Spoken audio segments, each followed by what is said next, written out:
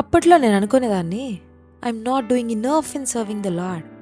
And then I sensed Holy Spirit saying, Joy, నువ్వు నా కోసం చాలా పని చేయగలవు సరే, even I want you to do for me, కానీ ఫస్ట్ నువ్వు, నేను.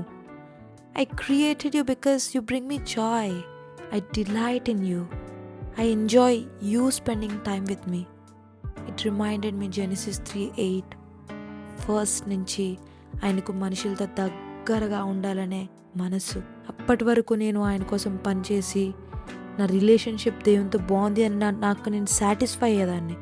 ఆ పనితో దేవుని దగ్గర నేను ఫేవర్ పొందడానికి ట్రై చేసేదాన్ని.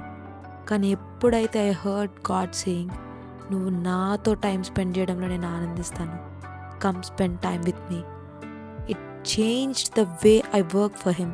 బికాస్ ఆయనతో నేను టైం గడుపుతున్నప్పుడు it is first ministering to me.